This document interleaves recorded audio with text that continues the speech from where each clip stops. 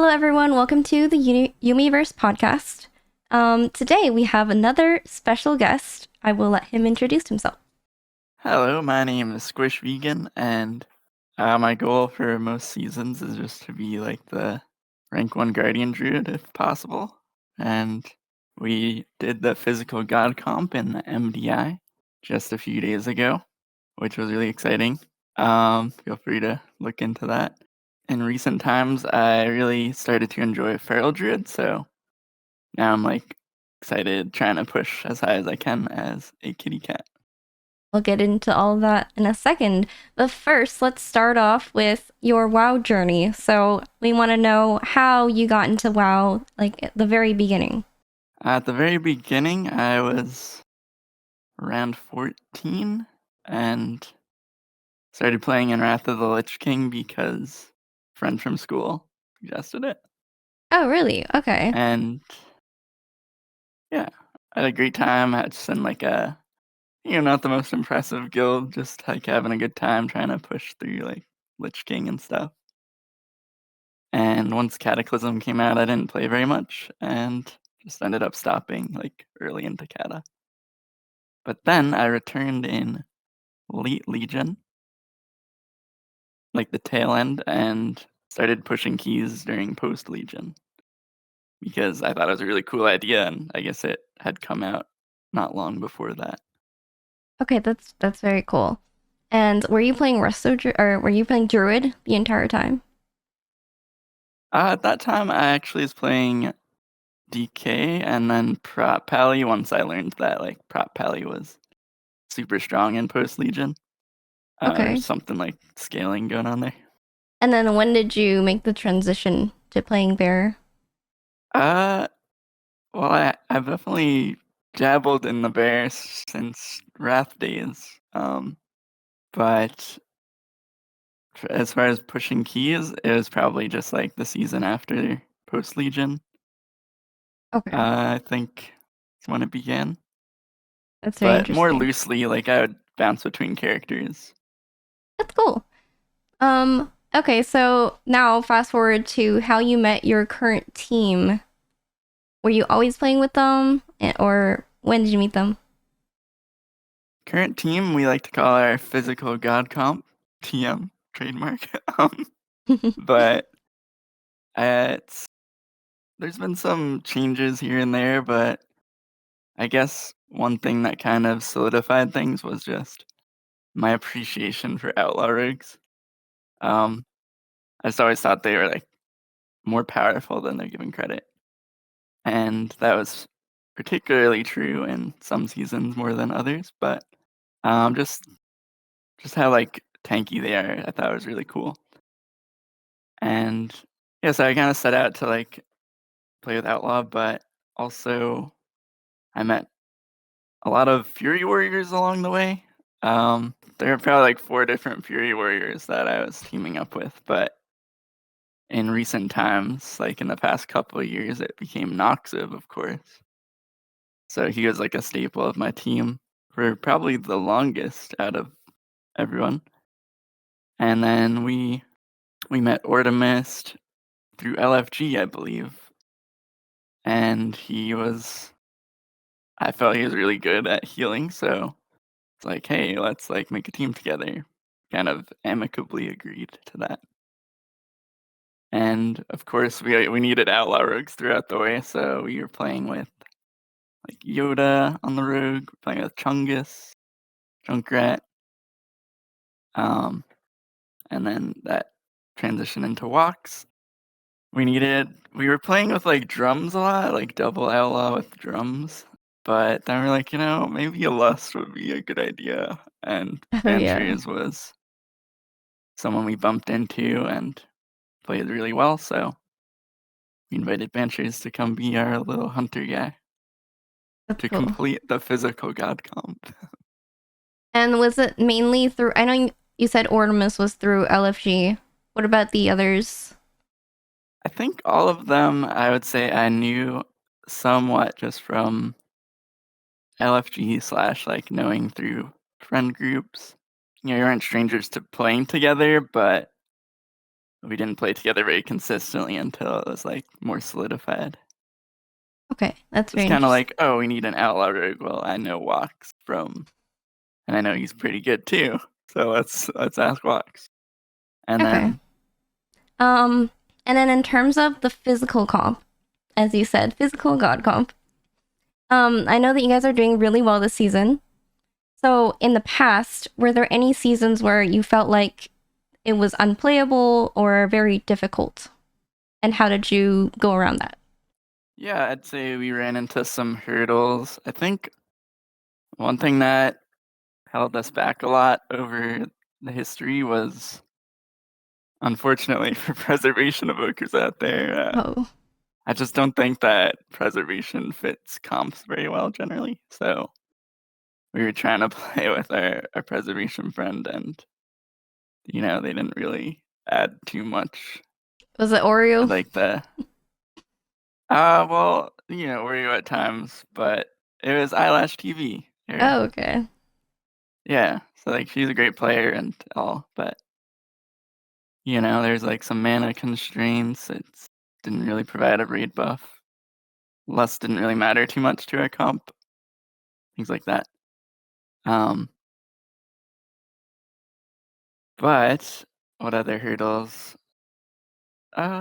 Anything in terms of the dungeon designs? Dungeon designs. Anywhere where there's like too many mobs, because our comp was like kind of capped around 5 to 8 targets.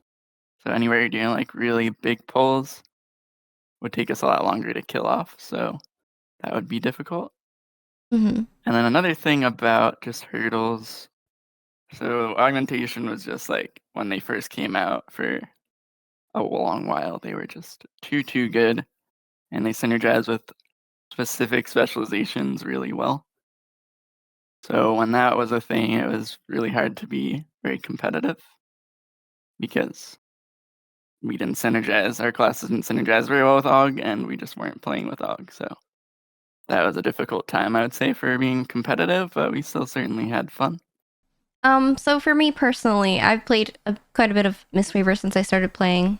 I only started in Dragonflight Season 3. So from my experience, going from Season 3 to Season 4 Dragonflight and The War Within Season 1, it felt like those two seasons were very difficult for Melee. Would you agree with that? And how did you guys play around that? I would agree that it could be difficult at times. Um, so there were times, I believe, maybe it was slightly before that, but we actually played 5 melee, like healer melee, 2 outlaws, and a warrior. And that made for some interesting things, like the first boss of Blackrock Depths comes to mind. Like we just randomly get mechanics that would usually just always be on range.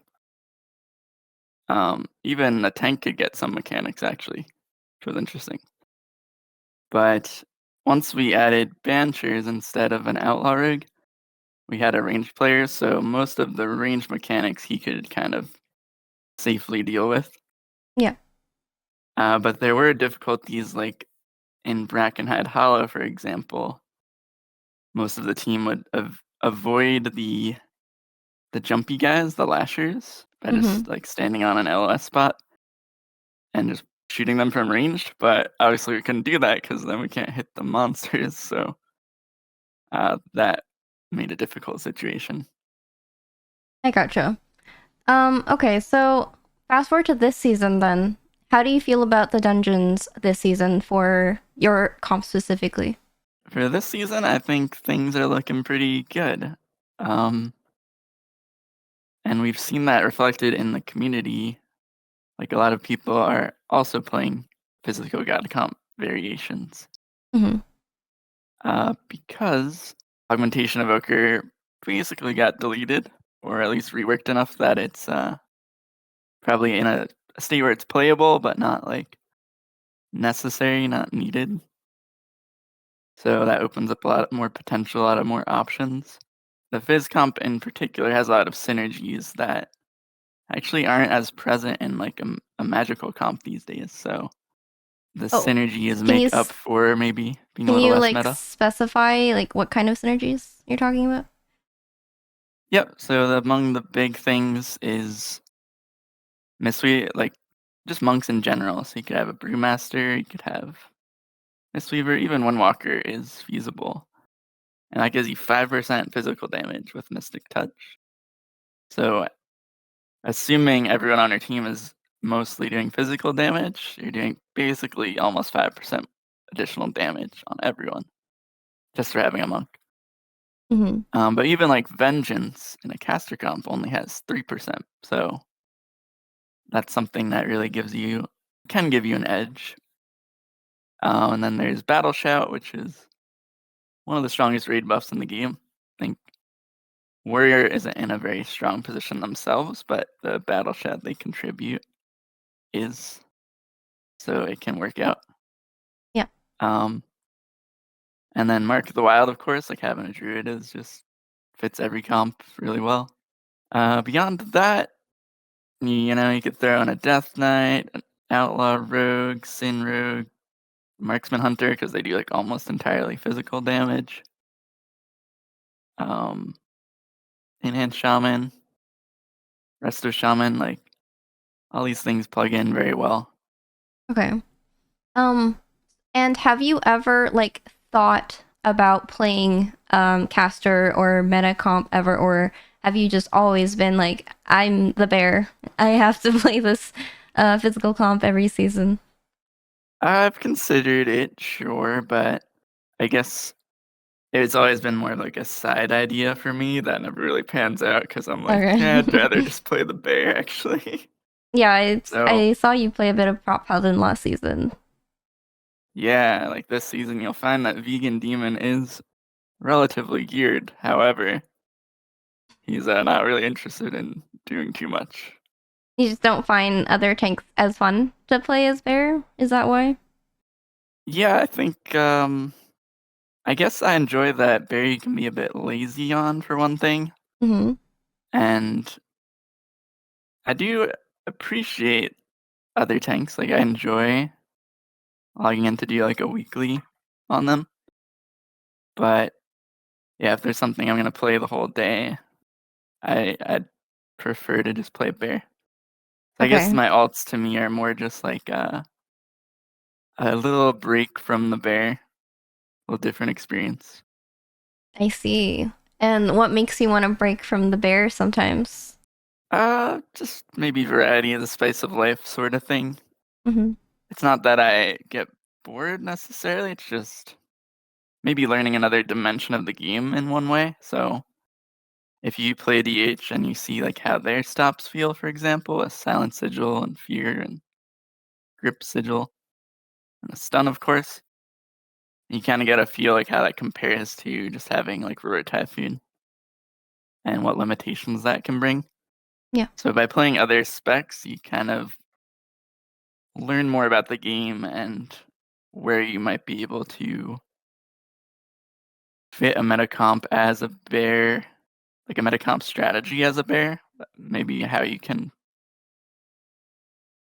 figure something out based on how playing meta works. Oh, okay.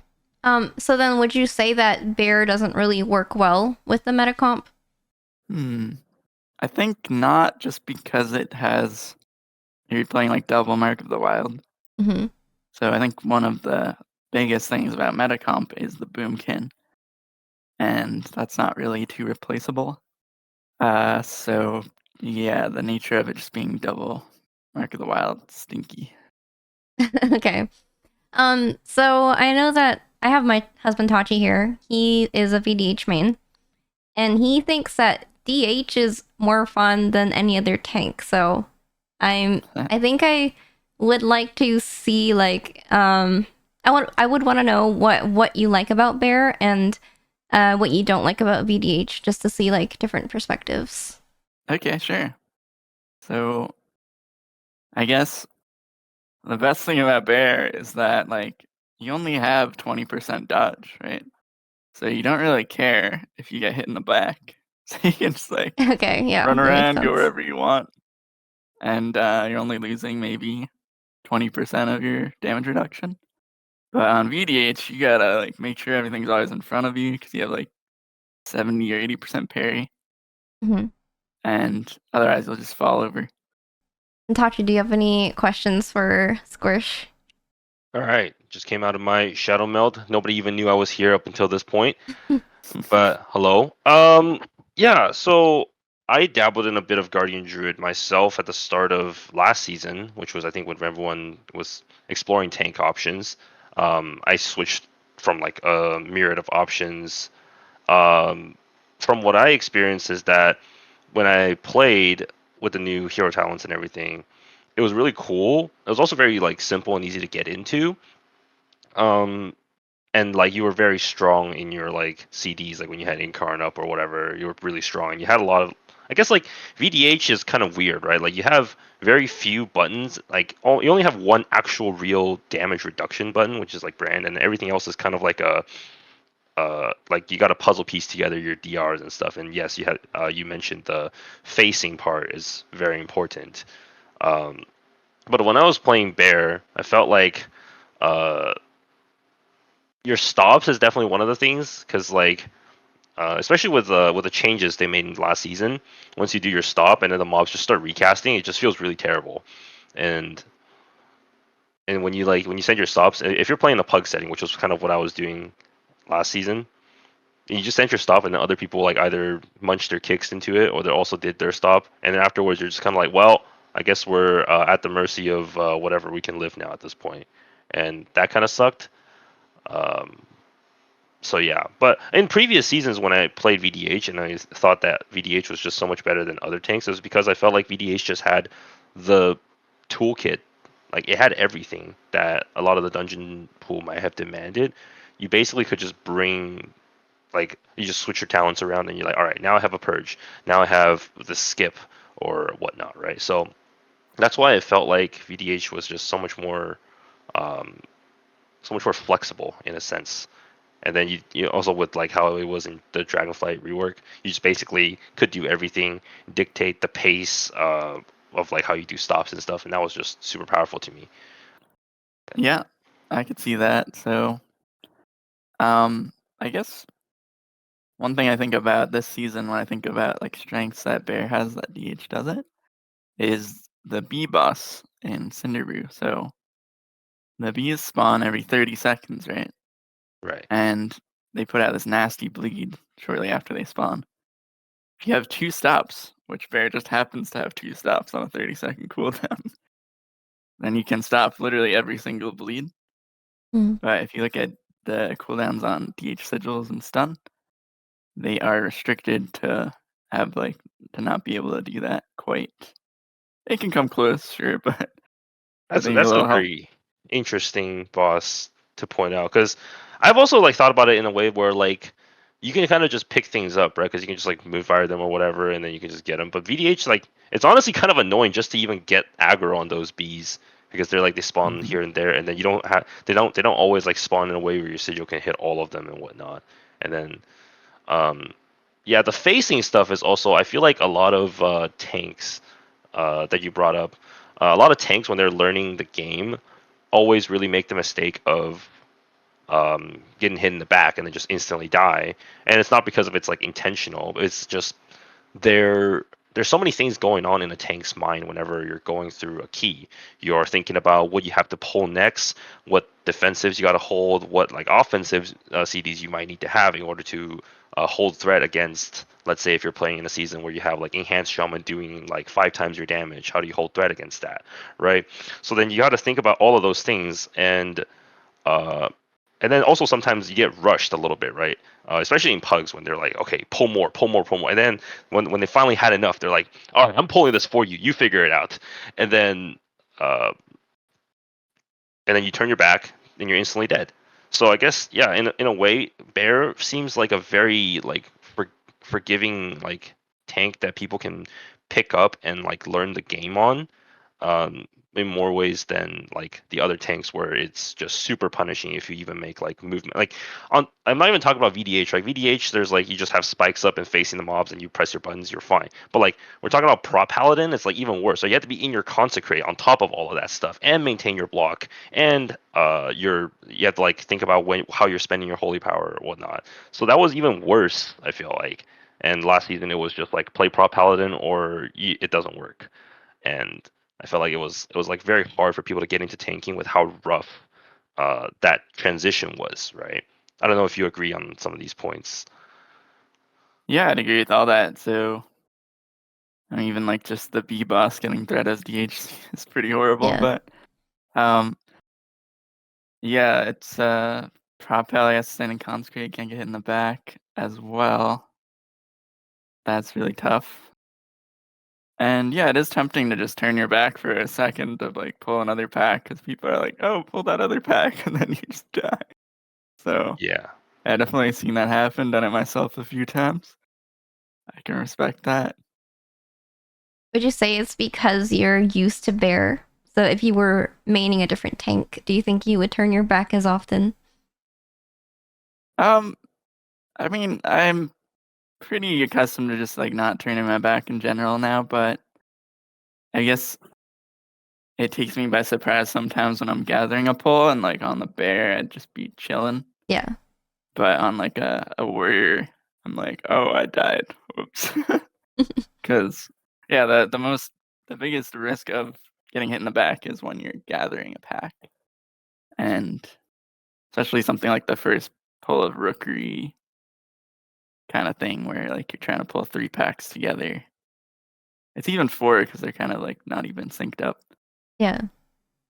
It's kind of crazy.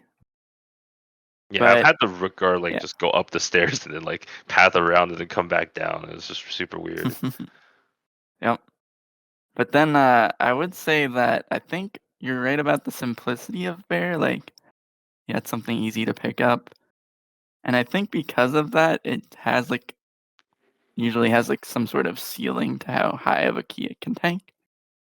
Because if it's like simple but also can do the highest keys, puts the game in kind of a weird state where like nobody wants to play Yeah.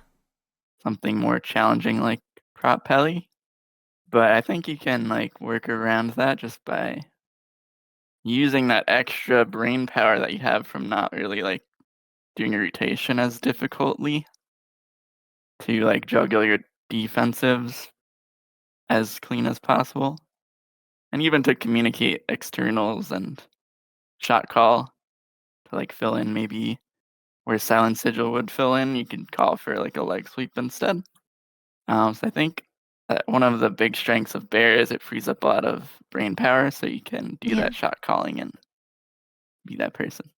Yeah, that's a very, very good point because I have experienced a lot this season where I have just been mentally overloaded in the key.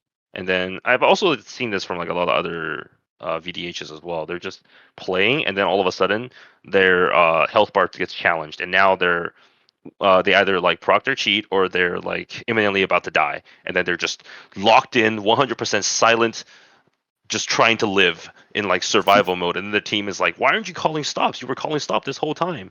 I mean, I didn't don't say it like that exactly, but they're just like, they're wondering like, "Oh, he just went silent all of a sudden." And just like, yeah, I have to just live right now. I mean, if I die, it's over, right? So I feel like, yeah, having that extra brain power, not just to like call stops in a poll, but also to think about what to do next. Also, like there are certain like situations that could just come up in a key, right? Someone could have pulled something extra. You could have yeah, someone again like the pulling extra thing, right? Someone could have just accidentally pulled something and then you have to tag it in the middle of a poll to try to like group it back up. Who kicks now what and all that kind of stuff. All of that brain power, if you're playing like a tank that pretty much like requires your brain power to even like do the rotation, splitting that attention for 1 second could just mean you're gonna die, which is very dangerous, right? But I think also another what was the other point that you brought up? Oh yeah, the ease of access for bear, right?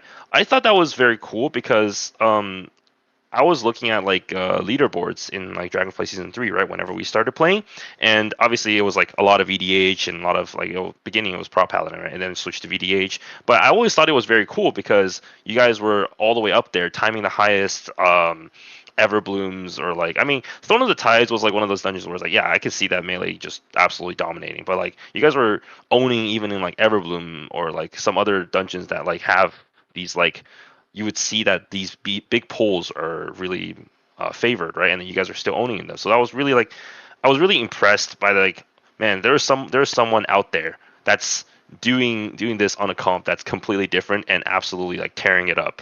So that was like when I was just like when I became a believer in like physical comps, like yeah, this is not something that people meme about because people always kind of in this game very focused in on this is the meta and you have to play the meta or else you will be at a significant disadvantage. But I just thought it was super cool that you guys just can just prove them wrong, right? Season after season. And you said that yeah, playing the easy spec shouldn't be able to do the highest content, but I feel like even if an easy spec can do like just a bit below the highest content, you can see like red paladins, right? Like the most amount of people right now play red paladins, and if they can do like pretty much up to like the highest level of keys, I think that's good for the game, just so that like people can get into the game more, right? Because obviously having more people be into the game and then afterwards they can explore different options is generally healthier for a system like Mythic Plus, I feel. Yeah. Yeah, I like that there's some like more simple classes you can play to kind of build up your mental for like getting into more complex stuff. And then, you know, a lot of times the more complex stuff will be rewarding in the way that you can do things you may have not been able to do on the simpler stuff. But yeah, I do think it's really cool you're able to represent that you can do stuff with a more niche and off meta comp.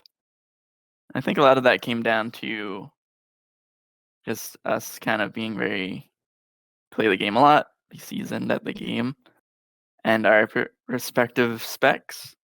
Also, just like really wanting to do the best we can with what we have, kind of writing down our strengths and then crafting a route around our strengths. And if you put enough effort into something, into making like something that's 90% strong, you can make it close to 100, right? Gotta Yeah, elevate it true. with strategy. Yeah, making your guys' strategy 90% strong is better than someone attempting to make a meta strategy like 50% of the way there or something like that for sure. As I feel like that's where most people are at. And speaking Because of they're trying to, yeah. speaking of Go ahead. struggling, I remember you telling me about your struggle in 19 Mists last season as a bear. And I was just wondering how that went. Did you eventually figure out how to tank it? How to live those pulls? Oh yeah, I was living. So you're at the point we probably were in 19 Mists Mm-hmm. for like 20 hours, like Oh my gosh. during the Great Push time trials. Yeah. And like we went into that, we're crippled because the meta comp has mind control, so they're constantly getting Right. his 25% damage buff on everything, Mm-hmm. like the prio targets. And we're just there like, oh, we don't have mind control. Well, I guess we'll just do 25% less damage. But we had some ideas. Like we crafted really good ways to pull through the maze, and theoretically it was timeable, but we had to have like a perfect run. Yeah. With 0 deaths, and came really close, but never actually got it in the end. Okay. But that's when Augmentation Evoker was also out, and Enhanced Shaman was ridiculous. Right. So in a dungeon like Mists, like there's no strategy you can employ to time the keys that they can do. And then fast forward to this season. You guys played in the MDI. You made it pretty far. And I want to hear how your entire experience was playing in time trials and qualifying and all that? Yeah, it was a great time. So we went into it like as soon as we saw that AUG wasn't gonna buff tanks and healers anymore. Yeah. We're like, oh, this is our season. Let's go, And of course, as soon as we could sign up to MDI, we did. So we got into even before time trials, we were just logging into Tournament Realm to see what we can do a bit, get our characters ready.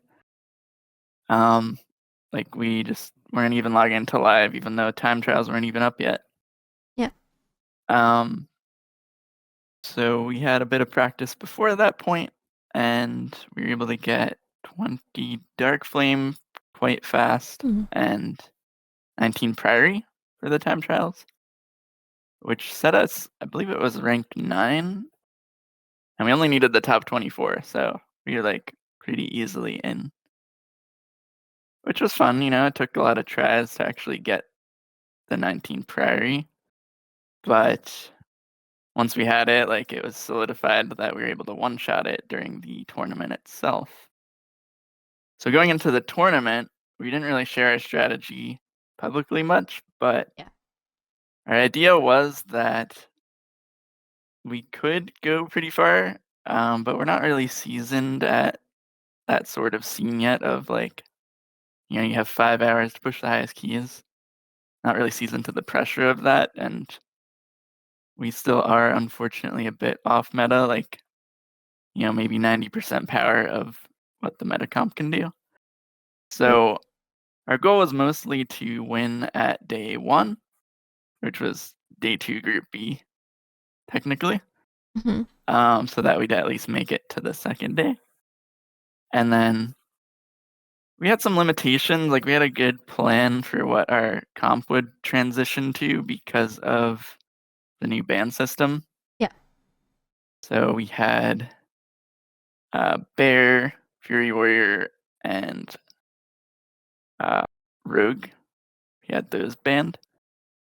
So I ended up playing like Vengeance, Arms Warrior, and Feral Druid. I was the Feral Druid, so Wax was tanking instead. Which we didn't really get too much practice with. I think we could have, competed a bit better if we had more practice. There was also a really annoying thing that was kind of Blizzard's fault with there's a 3% feral buff that was supposed to come through like right before, but it ended up taking an additional week for them to actually implement that. So that held us back a bit. Yeah. But yeah, it was mostly like real life stuff on the team. We didn't have as much time to practice the off meta comp, so we just focused on making sure he won that day 1, and we were able to do that. We were really happy about it. That's very interesting. I remember like when Tachi and I were watching, we were trying to predict what you guys were gonna play the next day. It was interesting because I was wondering if do you feel like you guys were disproportionately affected by the ban rules compared to some other groups? Because I think what other groups have decided, like the groups that were aiming to not just make it to the second day, but also make it to the global finals, right? They were playing a specific strategy where they would have another tank and another healer to prevent that the VDH and the priest would get banned, and then they had some they were just going to get their other off spec DPS banned, and then they were planning out like 5-6 keys that they were going to do with their main comp and then make it all the way there, right? So I was just wondering if you guys felt like it limited you guys more. If the ban system weren't there, would you guys have had a better chance at making it to globals? I actually think that it does, but maybe not for the reasons we think so much. Because most of us were used to our one specialization, and straying from that without much practice is tough compared to people who always rotate to fit the meta comp. Yeah. They have dabbled in quite a few different specs at a high level, especially those who have been in all the MDI seasons since the beginning of Legion times. So we weren't really as prepared to switch. But I do think that there were options like Brewmaster comp, I think. Like if we did maybe Brewmaster and maybe Hunter was prepared to switch to Enhance or Red Paladin. Rogue maybe switched to something like Feral Druid. Like there's a lot of physical god comp variations that could deal a lot of damage and succeed. Mhm. But we weren't really like super comfortable on transitioning. Okay. So Wait. so basically Okay. you're saying that you could have, if you were more prepared, to swap to those specs and it wouldn't affect you as much. But it only affected you because you guys were not prepared to play different specs. Yeah, I think so. Okay. There's certain nuanced things like Marksman Hunter and Theater Pain, for example, is just ridiculous. So Yeah. a bit of it comes down to like luck, what dungeons you get. If like you definitely don't want to eliminate Marksman if the next day you're playing Theater Pain kind of thing. Mm-hmm. But yeah, you're about right. Yeah, that's what I'm saying. Okay, so then the question becomes: do you feel like this format is more, I guess, in different ways? Is it more fun? Is it more competitive? Does it bring out more of like a competitiveness in like the players to like have this, the urgency to practice multiple specs to be more well-rounded instead of just we're going to be really, really good at this one comp? Do you feel like it's better for like, I guess there's not just like there's like I feel like it's better for viewership for sure, but like is it better for like the competitors? Do you feel like it's more interesting? Okay, I mean I guess this season it was kind of like short notice, right? But what if like let's say going into the competition that this is going to be how it's going to be, and you had time on live to like practice for this? Would you think that this is a better competitive experience? I would say absolutely. I think I'm a big fan of the whole switch your characters kind of rules. I think there's like maybe nuances that can make it cooler, but everything starts somewhere, and this is like the first time they're doing this. So one thing I think could be cool is if instead of eliminating what spec you played the most, it could be based on what different teams played the most. So if everyone plays Vengeance the same day, well, goodbye Vengeance, Yeah. Um, same thing with like Oracle Disc Priest. Goodbye. And that would be really cool to me. Um, but I think that might be a little unfair to the meta comp, sort of, because then like our comp, for example, could just play our comp the whole time because who's gonna play the things we play, Who? It's Yeah, true. it would just That'd be be like, crazy. break the meta essentially the entire time. Could be pretty Yeah, cool. and it would like make for an interesting thing of maybe someone finds out that some spec is secretly really strong, just like nobody's been playing it, and they just cruise by the whole MDI playing that, and it never gets banned Yeah. because they're the only one doing it. Right. And I feel like this system so far has basically caused people to like save their meta spec for the higher keys.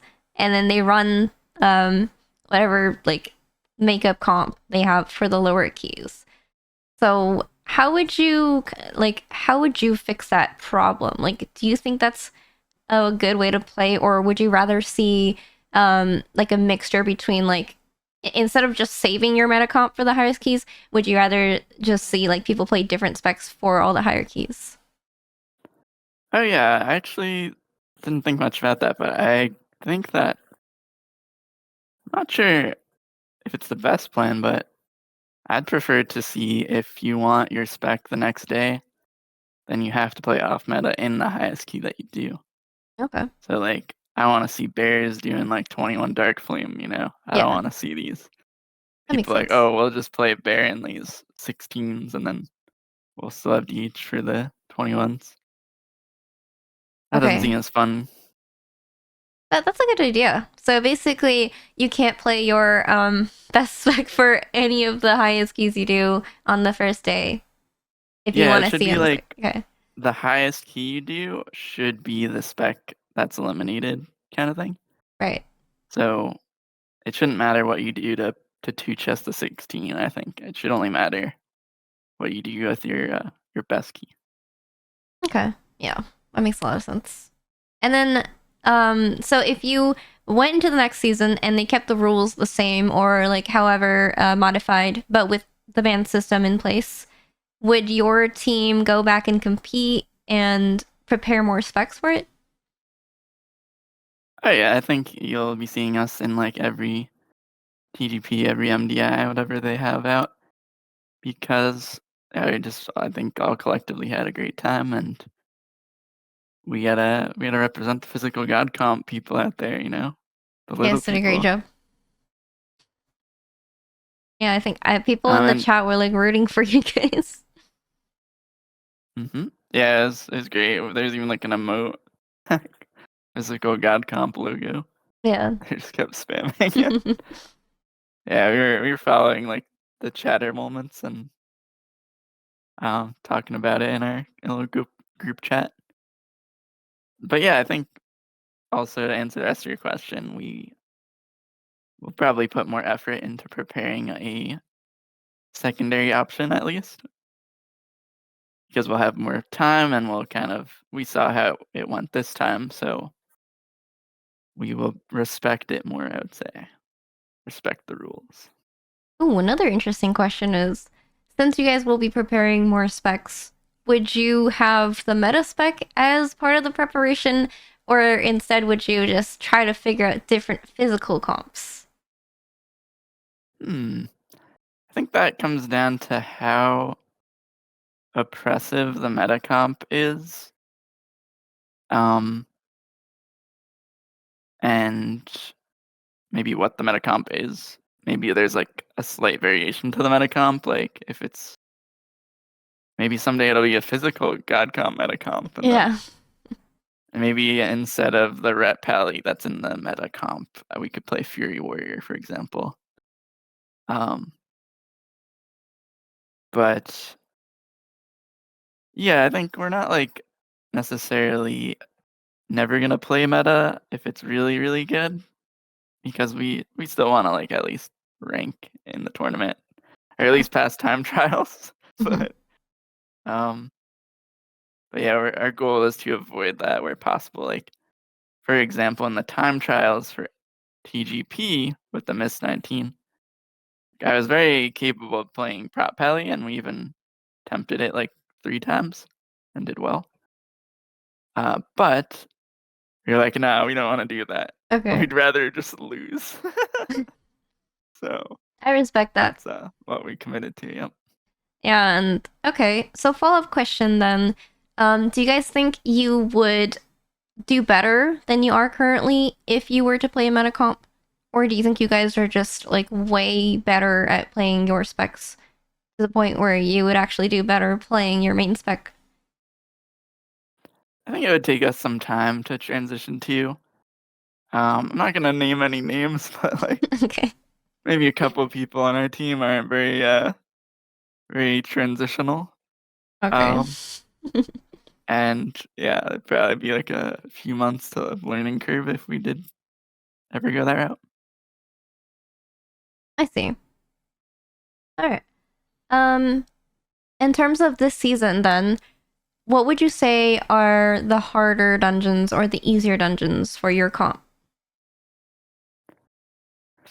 In this season, the it kind of changed a little over time.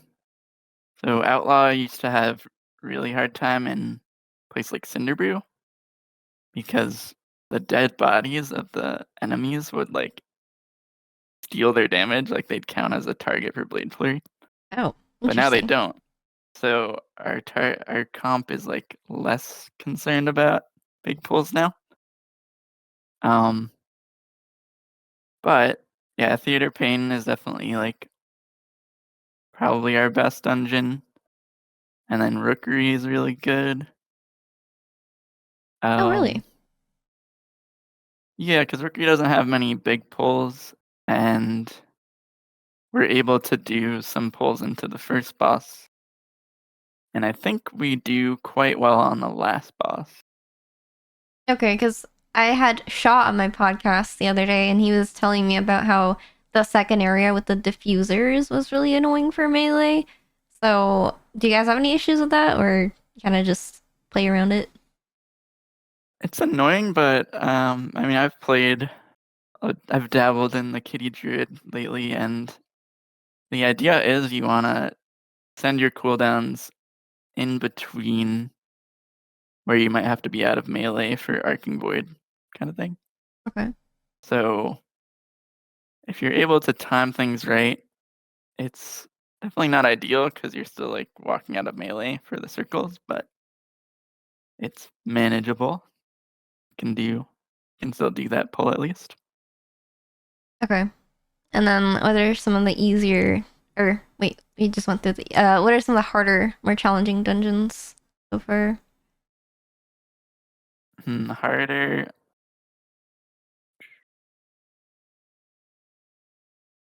Probably Cinderbrew is up there. But there's some nuance to that because we are pretty good at killing barrels, for example. So, yeah, taking out the barrels isn't really a problem, but it can be for metacomp. But nowadays, you can just line of sight the barrels as well. So, Yeah. as far as timer goes, I think we lose like at least a couple minutes, like 10, maybe 10% of the timer just from having our target caps. But what else is there? Is Priory hard for you guys? Yeah, prior we can't do certain pulls because we don't have Silent Sigil into Beam. But we've found like a route that works pretty well for us with those limitations. We generally just try to pull only 2 casters at a time. Sometimes 3 if there's like nothing else. Because we can take like 1 bolt, but we can't really take 2 at a time. Yeah. I think the target caps in Prairie, they only really matter after the first boss, mostly. Mm-hmm. That pull, like we have to split it into 2 pulls. So I think that might cost like about a minute. But yeah, strangely we do reasonably well in Prairie. That's very Regardless of interesting. that. Okay. All right. And then, what are your main struggles? Like, what do you think bricks the most amount of keys that you guys do? Okay. So talking about time trials, one Mm-hmm. thing that put me on edge was the Candle King. Oh. Not for reasons you'd think, right? So yeah, there's a healing check, you gotta do the mechanic of the circles and all. But because of the interrupt, you gotta kick the boss. Okay. So the way that we do that is I kick first, and then literally everyone else can kick the second one. But for some reason, we really struggled to kick the second one. No, there's 4 kicks available for it. So I Okay. guess that was a hurdle. Why is that? But I'm not sure. I think that's a good question. I don't really have the answer to that one, Are but there like mechanics you guys are dealing with in the second one? I don't. Oh, is it the nah, circles that are coming out? it's like a brain off thing. Like I don't know, people overlap with me even though like it's the same idea every time. But um, yeah, that's just a silly thing. So things we'd actually. Sorry, what was your original question? Things that brick the most amount of keys for you guys. Okay, most amount of keys bricked. Could be like missed kicks or lack of survival. Any reasoning? Hmm. Uh, I'd say that diffuser pull in Rookery gives us some trouble. We kind of fumble the ball and like a cast goes off and it's usually on Banchers. And Oof. Banchers isn't very tanky. Yeah. So there's, I think, bigger pulls where there's like interrupts and also other mechanics are tough sometimes. But I'm also thinking like the first pulls of some dungeons, like Priory pulling the knight with the guard captain, we used to struggle with a lot, but now we like kind of figured things out. So we rarely die to it. But it's a really efficient pull to pull the knight in with the guard captain, but it can be dangerous with some overlaps. Oh, you guys still pull the knight in with the mini boss? Yep, yeah. It's works out really well for us. Interesting. Like rogue can evasion a lot of the impales, and we have some dwarf stuff going on. If you have like perfect defensive rotations and you're always prepared for like a pot shot, it's very playable and it's super efficient. So I think that's where we make up some time compared to other groups. Like we don't have to wait for the knight to pad away or anything like that. We just go right in.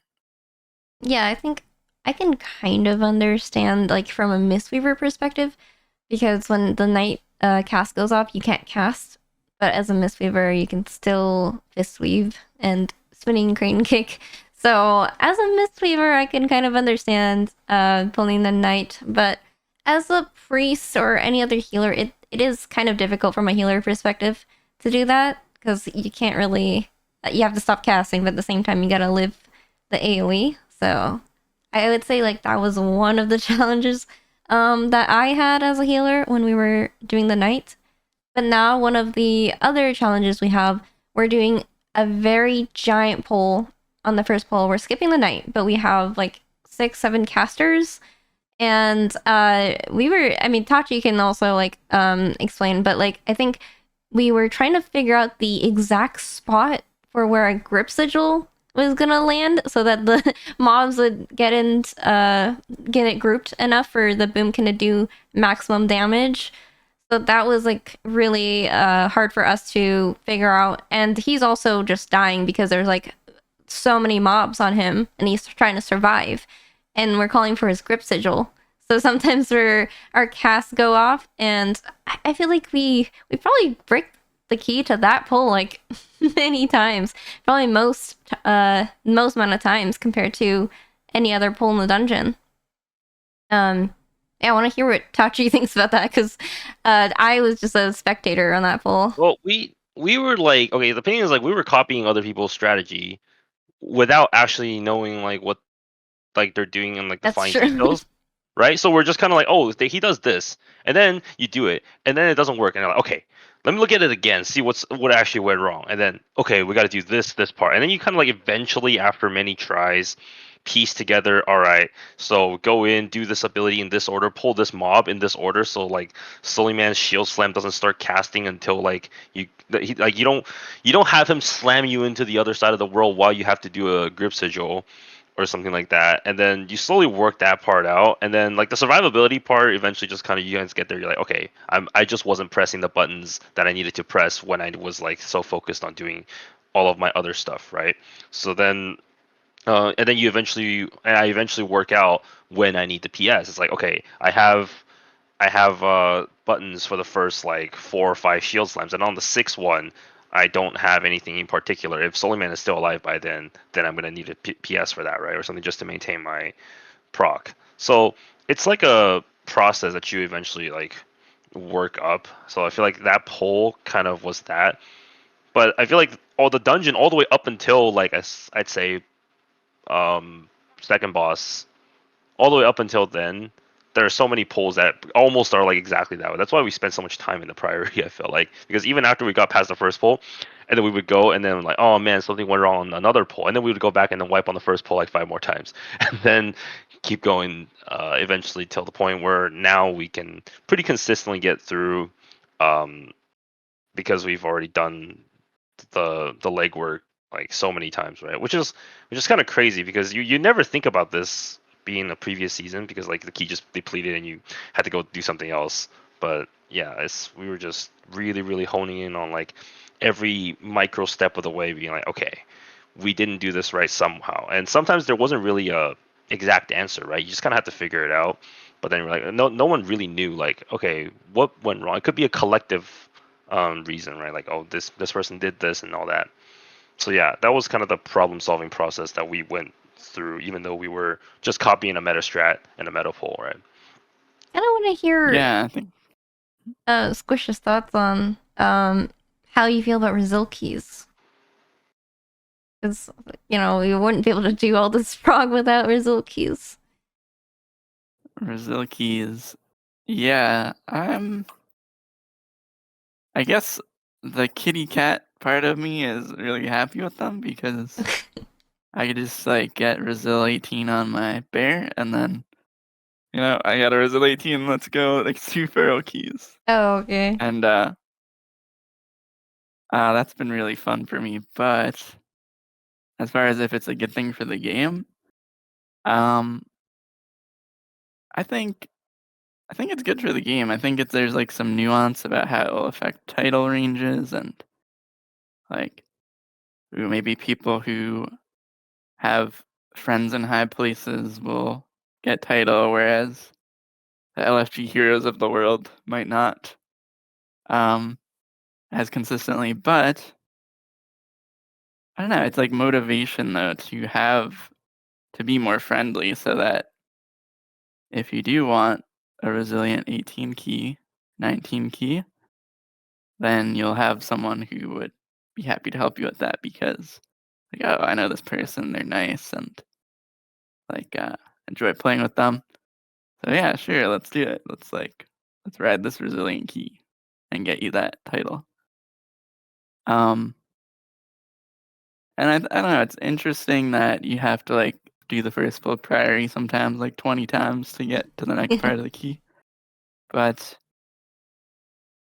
it is also good because you get a lot of practice and then instead of taking 20 tries next time, it'll take like 3. But yeah, I think it's one of those things again, like the same thing with MDI and the spec elimination. They're gonna try it out for this season, see how it goes, see how people seem to react to it, and maybe change it up a little bit. Yeah, that makes a lot of sense. And has it benefited your group, or have you guys never really had issues doing homework keys? Benefited our group. Well, I guess in one way it did because I actually, while we were doing MDI practice, I'm a gamer, right? So I was also playing overnight some feral druid keys, and I got into an 18 priory, which is our last key we needed for 18 result. Mm-hmm. And one-shotted, of course, because I'm like really good at feral, of course.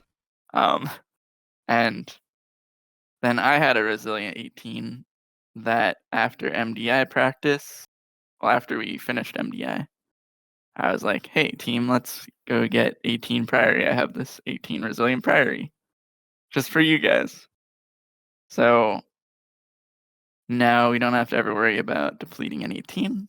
We could always patch things up with no concerns to 19 because of my little side mission Yeah, outside of the group. we've done that before as well with Priory. Obviously, it's usually the last key people get for the result. We've done it on 16 and 17 as well. So, yeah, it's definitely benefited us in that way. But also, I remember last season we would have like an 18 necrotic, but things always go wrong in that key for some reason. And they would break to a 17, then a 16, then a 15, and they would be like, okay, that key is dead for the week. But this season, the key can obviously only go down like 1 level, assuming like you're always timing every key on every level 1 step at a time. So whenever we break a key multiple times, we don't have to worry about it falling below a certain level. But at the same time, sometimes people don't focus as much if they know the key can't be bricked. I don't know if you've experienced that as well. Yeah, very true. I will call out Noxib here because Oh, okay. sometimes like we're just trying to do our little practice in MDI, for example. he's like just he clicks yes on the ready check, then he like shows up 20 seconds late and misses the Oh my shroud, and then it's like, all right, I guess we're going again. And he wouldn't do that if it wasn't Rizal, right? Yeah, of course. So it does end up in like you lose some time, and then like there's some burnout in doing the first full 10 times. Like some people just be like, well, I'm kind of just done with this. And if one person stops playing to the best of their ability, then like everybody does. So yeah, it definitely can test people's resiliency, which is funny because that's what it's called. Yeah, the keys are Rizal, resilient. but your mental isn't. Yeah. Yep. So yeah, it makes for some interesting hurdles, but Yeah, both Tachi and I are pretty much like always serious. So having a Rizal key doesn't really cause us to play like it's Rizal. But there are people we've played with who kind of like Nox. They're just kind of like whatever. And then it is frustrating sometimes because they're always like, no, it's fine. The key is Rizal. And we're always like, well, our time isn't Rizal. Like, we only got a limited amount of time to play today. And there's like a ton of other factors. Like, people might get tilted after a while, like you said, doing the same pull over and over. And so there are like positives and negatives to Rizal keys. But to go back to your point about LFG heroes, I actually think LFG is also benefiting off of Rizal keys. Because I don't know how much you guys pug, but for us, since we don't get to play as often, sometimes whenever we don't have the whole team online, we just pug our homework key. And that's something we would not have done before if the key wasn't Rizal. Because we didn't want to risk like pugging it and then breaking the key and then having to spend more time on homework.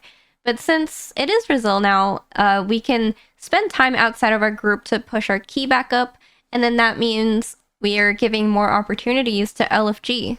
And I think pretty much every person we've invited to our homework key so far has gotten IO from that Rizal key that we listed. So I would say overall, like, if multiple groups are doing this in general, there would be more keys being listed in LFG and more Rizal keys, and people would be getting more chances at the key in general. So, like, I would say it still does benefit people who pug in LFG. yeah, that makes sense. I can relate. I've done that as well. I guess what comes to mind, I think, was a 17 rookery back when I like just started trying to play Feral, Mm-hmm. and we ran that down for hours. Oh my goodness. And nobody got IO out of it, but they learned some things along the way. Surely, yeah. And there's a 17 Cinder Brew that I was able to pull in like a Disc Priest friend who had previously only timed an 11. So Oh my god. and like they did great. They healed through it. Yeah. But you would never know how powerful they were unless there is a resilient key and someone to like take a leap of faith there. Exactly. Leap of faith, priest ability. Oh yeah, I see what you did there. Speaking of Feral, what made you want to start pushing on Feral this season? Well, I had played Feral in my first Mythic rating tier last season, and that was like mostly what I played. So I had a little practice, at least on like a single target dummy boss, but I guess from that I sort of grew to appreciate it a bit, just how it works. And then ended up playing it in keys because I had like a tank friend who didn't really play DPS, so I was like, oh, I'll try Feral, see how it goes.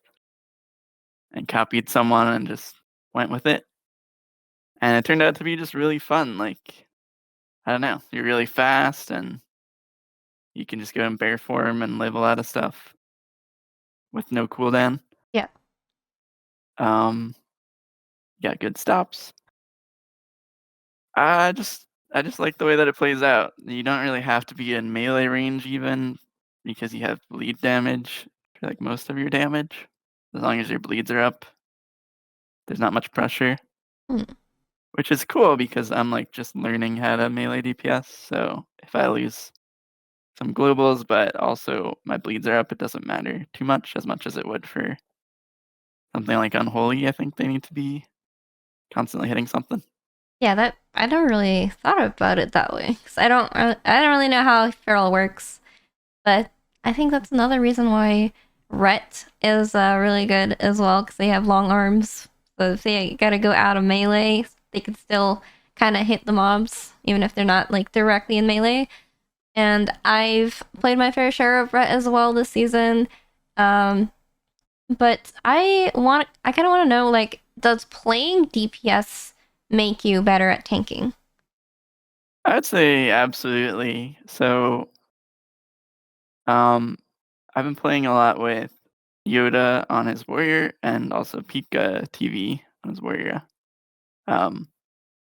So they're both really good at leading the group. And if I wasn't a DPS or a healer, I would never actually see that and like experience that during a key because usually that's what I'm just doing. So I'm kind of learning some ideas for myself about, for example, they usually do like 1 kick, 2 kick, and then AoE stops. But in our group, we're usually doing like 1 kick, 2 kick, and then like single stops, like Stormbolt and like a kidney. So seeing like a different way of doing things in that regard is interesting. I think maybe it doesn't really change what we do much because we have kidney Stormbolt, but there's ideas like that.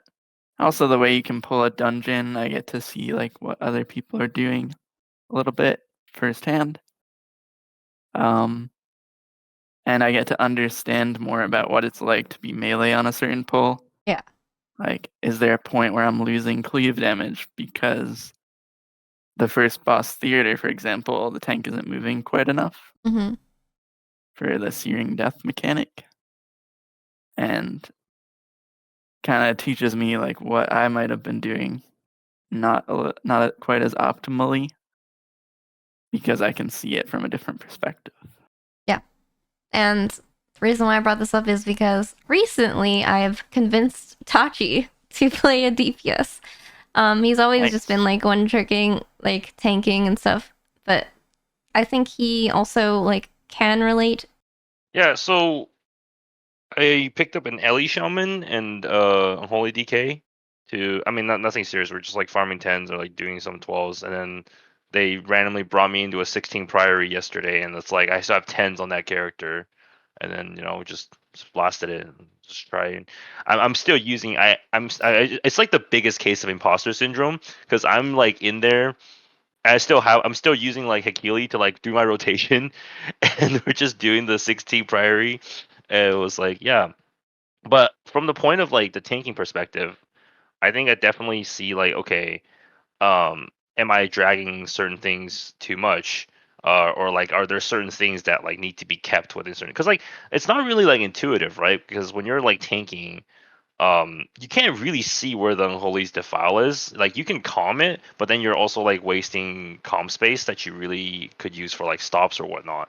So then it really comes down to like a practice in terms of like, okay, uh, if I move the mobs at this pace while I'm still kind of getting the benefits of kiting that I need, I'm like not doing it to the point where like it's faster than the defile's growth, and then it will just be moving out of the defile for the DK, and then they would lose significant damage. Like similarly for like shamans, like Ellie Shaman needs to have it kept in the earthquake, right? Certain times, or like sometimes you're just not really thinking about it, and you're chain pulling. You're like, okay, from my previous experience, I'm gonna get rushed here if I don't pull something. We're just sitting here hitting these few mobs, but then you move like a prio target out of like a ground-based effect, then people are gonna be losing damage, right? So I definitely feel like playing DPS, and honestly, to a certain degree, playing healer is like another level of uh, upgrading your gameplay as a tank to like kind of understand how to fit into that more. But at the same time, I kind of just like was like, man, I'm not doing much on the DPS. I'm just blasting, following the tank, and do my stop here and there, do some kicks, and then just back to blasting. Whereas like when I was on the tank, there's so many things going on that yeah, when you're in the moment, it's kind of hard to keep track of all those things. Yeah, I definitely feel like a bit of a passenger at times. Because I can see that, like, I think that other feral druids would probably do like maybe 10% more damage than me. But I cope with that by like saying, oh well, I'm like a second shot caller in the group, so it's all good. That's valuable. But yeah, it's interesting to see the perspective and just to have like, even for fun's sake, like just to do something different and like, wow, I can do this. This is neat. Even Yeah. with an add-on like Achille, like it's still, you're still doing stuff, you're still following what it says at least. So gotta press your buttons for sure. Mm-hmm. Yeah, and to your point about like helping shot call, I don't know if it's as relevant for Bearer, but it's pretty relevant for VGH, at least. Because as Tachi said before, like sometimes there are pulls where he has like giant gathers, and sometimes we kind of just need somebody to take over shot calling for a bit while he's like surviving those giant pulls. But sometimes it is very hard to decide who's going to be doing that. You have to figure out like who's like having it the easiest on every pull. Most of the time, I would say the boomkin in our group has like the easiest time. But I did find that like some pulls I as a healer had to call stops as well. So I think that might be like a different dynamic than your group. Although I'm not really sure. Do you guys have like people switching up comms in your group? Yeah, I guess as some examples, um, for the platform with like the in Theater of Pain, the platform with the tornado, the 2 tornado people, where you just pull both sides onto the tornado, the tall people. Yeah. um, Guys that and knock you there's off. like, yeah, there's like 2 volley kicks, and there's just like, ideally you want to use your other 3 kicks, just kick some bolts. And then during that, someone else has to call stops for the souls. So me and Ort were kind of like sharing the responsibility there. I was calling kicks, he was calling stops, or vice versa. So yeah, there's some times where like having 2 at once can be cool. And then there's other times, like I think that's something I'm particularly helpful with as feral is I, as a tank, can appreciate when there's a lot of pressure, and when they go nonverbal, I'm like, okay, they're definitely under pressure, and I'll start just like immediately calling stuff. Whereas DPS players generally don't understand that like this pull's really hard. Tank doesn't have cheat. Right. I might want to say something to help them out. That makes sense. And so do you think DPS players should all play tank just so they can like kind of learn what they do? Yeah, sure. I think if you want to improve, that's definitely a really good role to put yourself in for a little bit. Because, you might think that it's easy to just get mobs stacked, but you'll find that in a lot of cases it's not. I learned that as well. I played a bit of tank last season. And I would say last season was probably not a good example because tanking was way more difficult, at least compared to like the previous season and this season.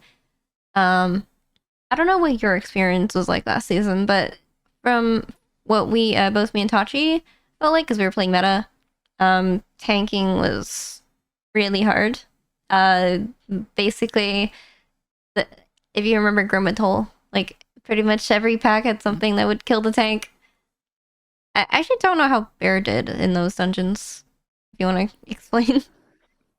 Yeah, Grimbatol was tough. I mostly think about flame renders. Yeah. If you have nothing up, you literally just get one shot by the initial hit of that. Right. So you have to also always be aware of and it was a fast cast too, so always be aware of when you're going to get flame rended. Shadow Flame. And then the first, all the bosses were Yeah. brutal, different ways. Do you think there are any dungeons this season that are difficult to live as a tank or as a bear? I'd say the first boss, Priory, pretty tough, but probably easier than something like Prot Warrior. Yeah. Last boss, Theater, can be tough if you don't rotate things really well. And yeah, I think reserving a healer external is something really important for last boss, Theater. Is Big Mama also hard for? Oh yeah, Bear? Big Mama is you need perfect rotation. It's 2 buttons for every punch. But they you just barely get your laner beam back in between punches. So you have to make sure you're farming that with just Moonfire Globals instead of Mangle in a lot of cases. Right. Yeah. Any trash Some things packs? aren't. Trash packs. Oh yeah, they right after the first boss priority, the hardest boss to tank. Oh yeah. You get to do the hardest trash pack to tank. So Right. Yeah.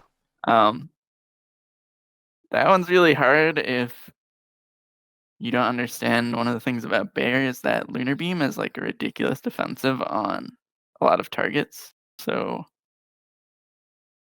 as long as you kind of respect that your Lunar Beam keeps you mostly safe, you'll have other buttons throughout the whole pull. And it's not too bad, but can be really tough. That's very interesting.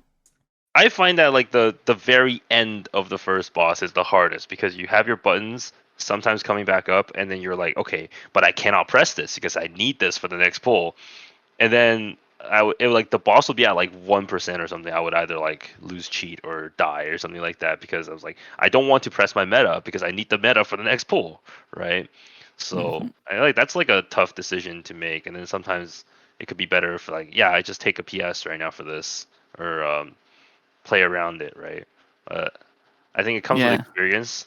When you're not as experienced with it, you're kind of more just reacting to the damage that's coming in and just reacting to things. And then on top of it, you're adding more things, right? Because when the meta evolves with the routes and stuff, you have more stuff to pulling. And now it's not just you have to worry about the boss doing the busters. You have 2 more guys shooting things at you, or you have the dogs biting you at the same time. So then you have to think about front loading it. And then for Big Mama, right? Pulling in mobs at the exact right time for the arcane to funnel in, and then you're looking at some other mob and the Big Mama's punching you at the same time. So all those split focus stuff could be very dangerous, but it gets significantly better as you're more experienced at it, I feel. True. Yeah, the first boss priority is interesting because you're trying to hold for the next pull, and then if you don't hold, everyone's like, "Oh, well, you don't have a button. Well, you can just pull the first 4 guys to start." And it's Yeah. "Oh yeah, there's 2 Templars there, and they're just gonna Yeah. delete me in one attack." Do you feel like Bear has a gap in between defensives? Do you think things happen too often where you need to pop a defensive but you don't have enough? No, I think if you rotate things one at a time, you don't really have a gap. But yeah, it's a pretty narrow window, and a lot of times you want to press 2 things, and then you do end up with a gap. So, yeah, it depends. If the pull's really hard, then yeah, you end up with a gap because there's like no alternative. But Well, you guys play with a Mistweaver, right? So your only external is Cocoon. Like kind yep, of difficult to deal with. Do you guys normally use Cocoon as a tank external, or is that just like really rare? I think it depends. But on Big Mama, yeah, we usually save it. Like, or we'll only send it on someone else if they're going to die, basically. But not just to like help him heal. So most of the time, on like a hard fight, like Last Boss Theater or Big Mama, I would have it available. But also a lot of times he does have to send it because there's like no alternative. Someone would die otherwise. Yeah. And So I speaking, just sometimes have to adjust on the fly. a little bit. okay.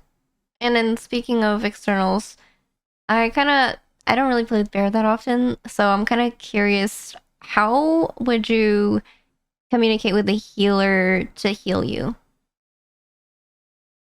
Do you need a Hmm. lot of extra healing, or are hots good for you? Or yeah.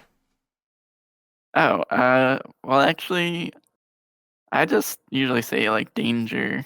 Okay. Um, And what does that mean? Like, do you need a healer to just pump heals into you?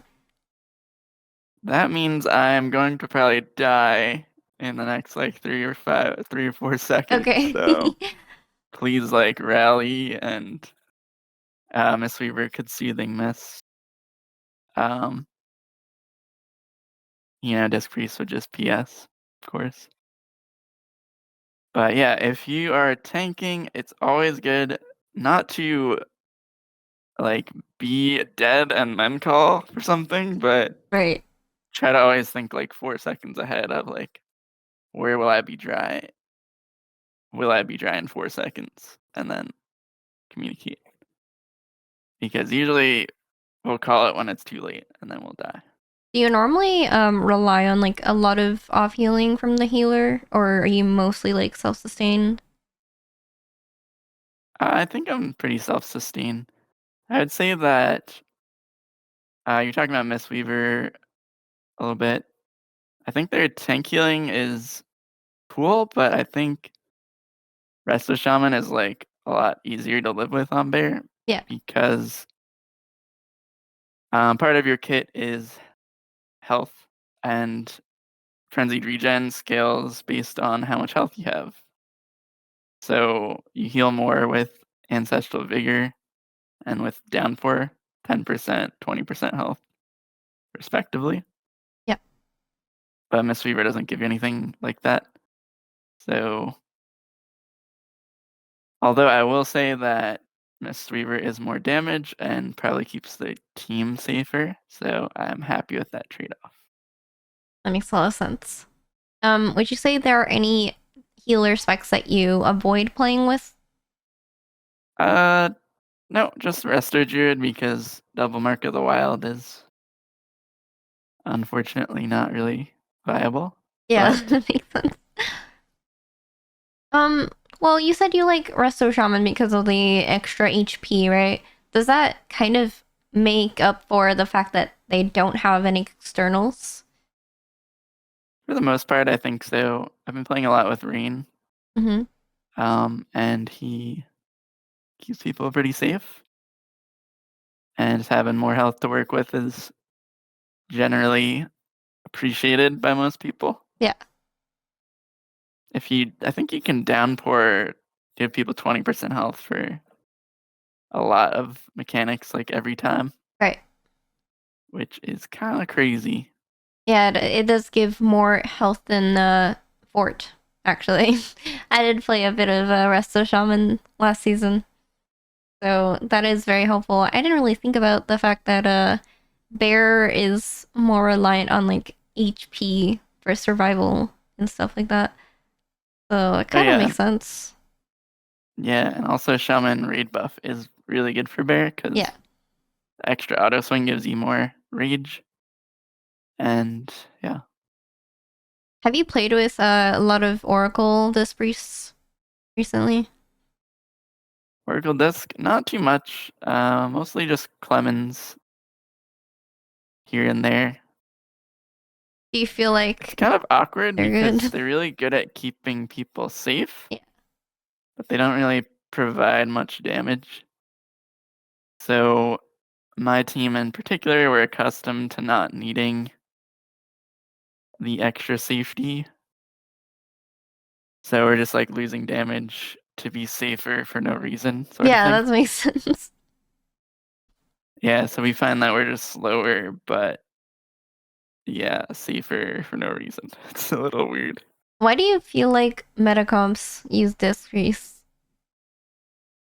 PI provides more benefit to their comp. I think it's really good synergy with Vengeance because you can pre-shield when they're usually struggle on pull. Certain tank busters for DH shield helps a lot. I think like Last Boss Theater, Gore Chop. I'd say it's mostly for the VDH and PI. But honestly, I don't know too much about that. Yeah, I think from my experience, metacomp specs are generally squishier than like melee comp. Like boomkins, I know they can bear form, but they lose a lot of damage for going bear. So I typically just always give them a pre-shield for every mechanic. And if they don't have to go bear, then they can squeeze out way more damage. And then how our comp works is more so I am keeping the boomkin and the mage safe so that they can pump out more damage because as a this priest myself, I can't do as much damage like you said. So that's kind of how we like go around it. Um and then yeah, I would agree with the pre-shielding on the VDH. I mean, Tachi can kind of go like do you feel like a difference between like having a priest versus not when you're playing DH? I haven't played with a non-priest in a long time, so I just wouldn't know. But I think, I think shaman also can help because like having the extra health is similar in a similar way that it provides like a very good defensive layer for DH, similar to bear. But yeah, like okay, but at the same time, do DHs like even mostly utilize like PSs? Like, because I feel like a lot of people aren't even that good at like calling PSs. They're just kind of rotating through their own thing, and then oh, it's there. Or some people really overutilize it when it's like they're not even close to dying. They're like, I need a PS right now, and it's like, okay, but you kind of didn't really need it, right? So it's kind of hard to be in that middle ground where you're optimally using PS defensively to like specifically live something. I feel like. So I feel like again, I'm in the camp of like if I need PS to live something, then I probably did something wrong. Like if you PS'd me to keep me alive, I'm appreciative, but at the same time it's like, man, I could have done something better. I didn't need that PS. I'm gonna do something to the next time where I don't need this PS, and I'm only gonna use this PS when I really need it, or you can have it now for a defensive option for the DPS for certain hard things, like if they are getting hit really hard on the first boss of Cinderbrew, for example, and they just like somehow had a gap in their defensive and they didn't have anything for the dot, then you can PS them, right? So I feel like being really, really self-sustainable on tank and not really needing PS unless if it's like a specific really terrible moment can like really help move the group progression forward. Yeah, I guess, yeah, I agree with that. Calling for PS is really tough. It takes a lot of like experience and run the dungeons a lot and like seeing where your defenses are at and calling it ahead of time slightly. But yeah, I think Oracle Disc does its damage by enabling these like crazy pulls that would otherwise be super dangerous. Like if two casts go off and you have a shield, you're fine. Yeah. But if two casts go off and you have a Mistweaver, you're dead. Right. So And Yeah. I was playing Mistweaver before I swapped the disc at the start of season, and we were still kind of playing with the meta comp. We're trying to do big pulls and stuff, and it was just not really working well because some casts would go off. Because obviously, if you're pulling 6 to 7 casters at a time, sometimes casts do go off, and I just felt like way less safe playing Mistweaver in that comp. And I assume you guys don't really pull that many casters at a time on your routes. Yeah, it's usually like 2 to 3. If the third one's usually if there's like no threat of dying to one cast. Yeah, that makes So a we lot lock more down sense. 2 and then Okay, and then before we wrap it up, I just want to go over like 2 more things. So one is, do you feel like there's anything else that would improve like melee or physical comp? Like where one of the things was like not having AUG be meta, right? In terms of like dungeon designs that are melee unfriendly, or anything. Like, do you think what would you think would bring more people to play physical comp? I think warrior buffs would be one thing because Battle Chat is one of like the strongest raid buffs, but also don't think warrior's in like a great Yeah. DPS position right now. So that'd be a cool thing to see. Do you think Maybe that they like really have to buff it making more? maybe like making certain classes that are like melee DPS, like Ret Pally does a lot of holy damage. Making them do like raw physical damage more instead, so that Ooh, they synchronize with like Monk better. interesting. But I don't know, Red Pally kind of falls into like maybe they're more of a caster comp. They're Spec kind of because of like that. either one right now. I've seen them in Yeah. both. And same with Um. DK. Like I've seen unholy DKs in physical comps sometimes. Yeah. There's also like maybe stop making Boomkin so powerful. Would be cool Yeah. because it's hard to really justify a Feral Druid sometimes when it's always outshined by a Boomkin. But Well, ferals work really well with physical, right? Because boomkins have beam as their kick, but if you're pulling small, beam isn't really as valuable as like a kick, right? yeah, and they balance it out. Like the season Feral's a lot better than it's been in most other seasons, so Yeah. I'm happy with that. And then there's tank balance as well. I Yeah, they guess. can make Brewmaster maybe a little tankier. Like they're really strong, it seems, but only on like the dedicated brew players who live and breathe Brewmaster for some reason. Yeah, we talked to Shaw last week, and it just seems like only brew mains know how to play the spec. Like he was talking about how brews are tanky and they can live a lot of things, and I feel like it's not the case for people who don't play brew. So I don't know if they need like a more simplified rotation or something, because it just seems like they're the least played spec and people just don't really understand it. Yeah, I think it's just a lot of buttons and a lot of nuance. Um, Apparently their tier set just like gives you some free blackout kicks that do more damage. Like Oh yeah, apparently that's really significant, but it's just like who would have thought that really matters? right. Uh,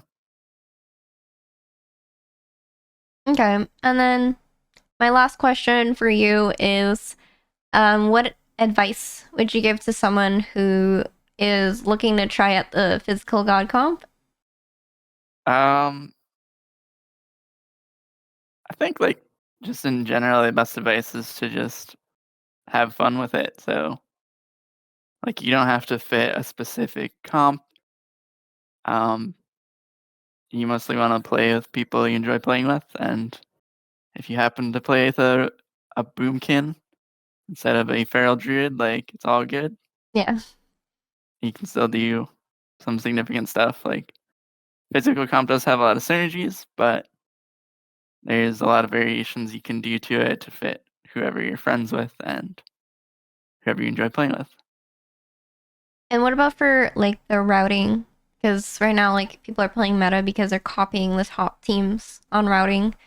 What advice would you give to like a physical comp that's trying to figure out how to route their stuff? Sure, for routing, just maybe be a little wary about massive pulls and tone them down a little bit.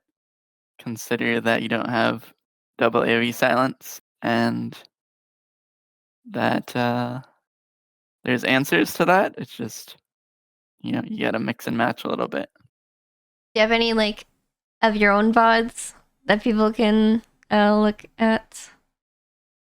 Yeah, absolutely. There's plenty of VODs. Starting to upload to YouTube. Like our big key is should be more consistent with it, but you can always page through the VODs, and I'll try to be more consistent with YouTube. So you can always get an example run of what we did in our high keys if you're looking for something to mimic. Very cool. Does Hachi have any last minute questions? No, I think that about covers it. Very cool insight to the physical comp and the struggles of a tank, but just in a little bit different of a perspective. Yeah. Well, thank you so much for coming on the podcast. I really appreciate and respect that you guys bring so much representation to the physical god comp and shine light on it.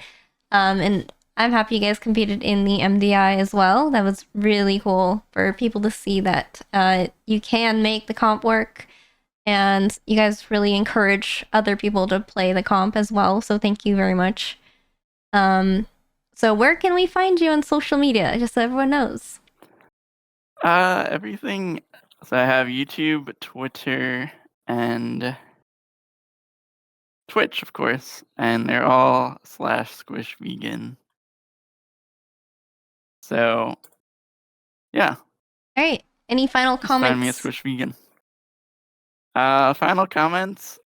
I've got a shirt on for this actually. So, little life Whoa. advice for today: keep calm and love animals, because we all share the planet with animals, including humans, other humans. So, let's make it a good place. Let's have a fun time gaming and respect each other. Thank you so much for your time. And all Thank right. you for having me. That's Get easy. it for the episode. Bye, guys. Bye.